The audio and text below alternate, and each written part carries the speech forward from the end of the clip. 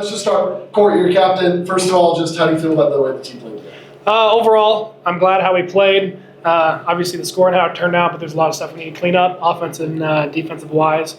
But overall, I'm happy. No one quit. Everyone played hard till the end, so I'm happy with it. Okay, let's just open the floor to general questions. So, Ian, big first quarter for you.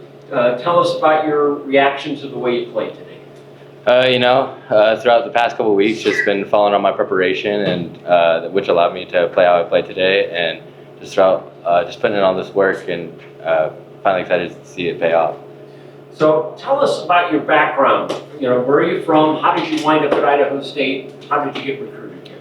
So initially, I grew up in California, went to high school at Chaminade High School for my first 2 years, and then during COVID, my parents wanted to switch sceneries and wanted me and my younger brother to live a normal life, and we decided to pack it up and move to Eagle, Idaho. I finished my last two years there, and initially I wasn't really recruited by Idaho State until Coach Hawkins got the job, and a couple days after I got the job, we got into contact, had a Zoom call, and I was offered, and took a visit out here and knew it was home, and ended up committing right afterward. So you two guys both have Idaho backgrounds. So tell us about what the image of Idaho State is when you're being recruited as high school players. Overall, I'll be honest. There's a lot of people on this team that, a lot of three of our 5 captains were walk-ons.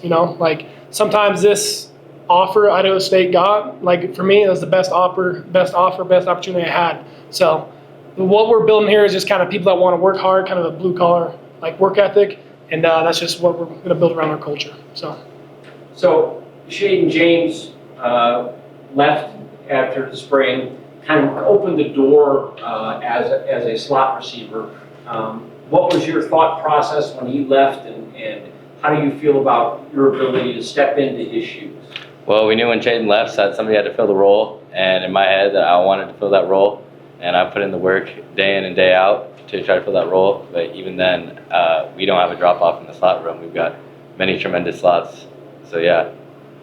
You had such a hookup with Kobe, at least in the first quarter, certainly. Yeah. What type of a quarterback is he from a receiver standpoint? Kobe as a quarterback, he's calm. He knows what he's doing. He has a lot of experience. So he knows how to stay calm. He doesn't get too juiced up or too down when something bad goes wrong. He just bounces back to the next play, and that's good. And it allows us to keep continuing to progress as an offense. In the huddle, is he the type of quarterback that will ask you, hey, can you beat this guy, or can you run this type of a route, or is that something he'll do on the sidelines with the receivers? Oh, both. Kobe's a receivers quarterback.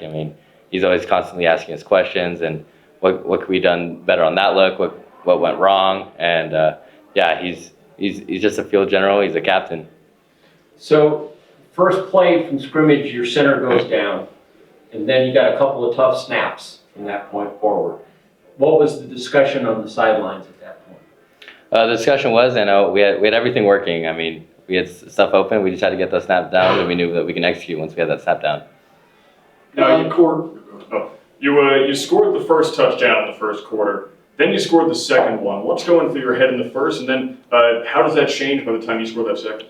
Yeah, the first one was my first college touchdown ever, so I was pretty juiced, pretty pumped up, and I just went out there and continued to play my game, and hopefully score that second, which I did, and every time I was out there, I wanted to score that third.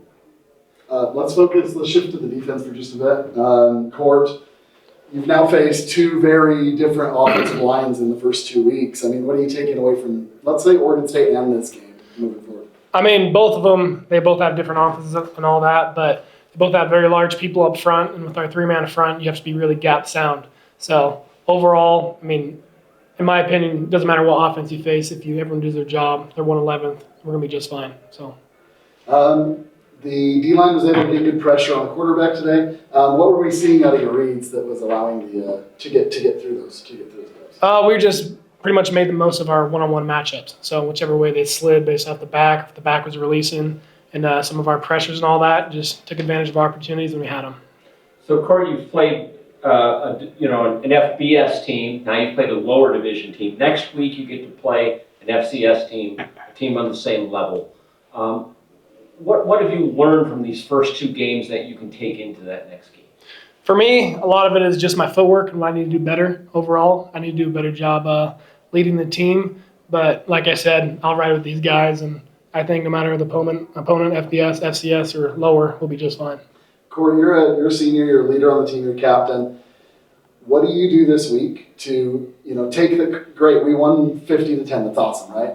How do you get the guys now focused on North Dakota moving forward? Yeah, and I just told them right after up there in the locker room. You can ask Ian, but what we do, preparation starting tomorrow when we come in for our workouts and all that. That's going to set us up for the whole week. So it's important, no matter win, loss, or whatever, you show up and we get our practices going, and you work just as hard, if not harder. So North Dakota is really kind of the pivotal game. It's the game against the team that you match up with. They're in your division. How important is it for you guys to go out there and compete? Obviously, very important. I mean, they're an FCS team. They're well coached. They got good players. They've been in the playoffs multiple times. So very important to us, and we're going to work hard for it. So.